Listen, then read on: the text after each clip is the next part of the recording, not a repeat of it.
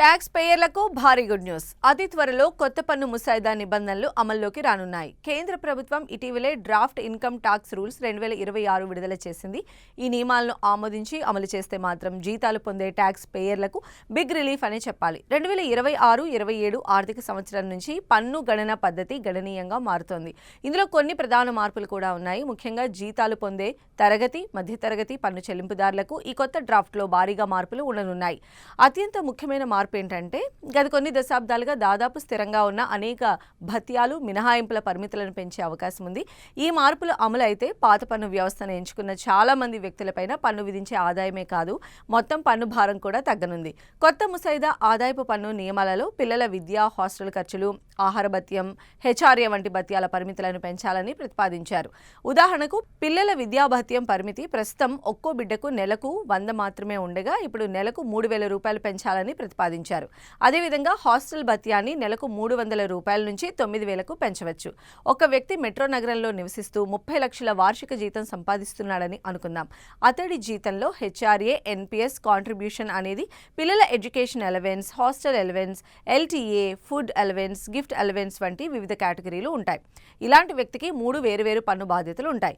ప్రస్తుత పాత పన్ను వ్యవస్థ, ప్రతిపాదిత డ్రాఫ్ట్ ఓల్డ్ రెజిమ్ 2026 కొత్త పన్ను వ్యవస్థకు సమానంగా ఉంటాయి. ప్రస్తుత పాత పన్ను విధానం ప్రకారం వివిధ భత్యాలు, డిడక్షన్లు కలిపి సుమారు 6.91 లక్షలు ఉంటుంది.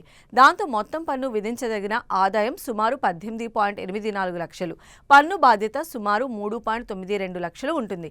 అంటే ఈ సిస్టమ్ కింద పన్ను ఆదాకు పెట్టుబడులు, ఖర్చులు కూడా అవసరం. అంటే 80C పెట్టుబడులు, బీమా ప్రీమియంలు, ఎన్పీఎస్ మొదలైనవి ఉన్నాయి.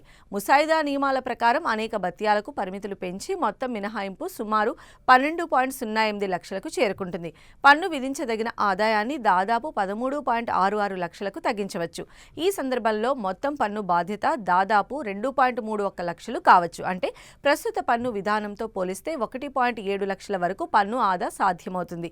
అందుకే ఈ ముసాయిదా నియమాలను అమలు చేస్తే పాత పన్ను వ్యవస్థకు మళ్లీ డిమాండ్ పెరుగుతుందని పన్ను నిపుణులు అభిప్రాయపడుతున్నారు. కొత్త పన్ను విధానం విషయానికి వస్తే కొత్త పన్ను వ్యవస్థ చాలా ఈజీగా ఉంటుంది. ఎందుకంటే దీనికి చాలా మినహాయింపులు, తగ్గింపులు లేవు. మీరు విడిగా ఖర్చులు లేదా పెట్టుబడులు చూపించాల్సిన అవసరమూ లేదు. కానీ ధర ఏమిటంటే మీరు కొంచెం ఎక్కువ పన్నులు చెల్లించాల్సి రావచ్చు. ఉదాహరణకు 30 లక్షల జీతం ఉన్న వ్యక్తికి కొత్త పన్ను వ్యవస్థ కింద సుమారు పన్ను 4.10 లక్షలకు చేరుకుంటుంది.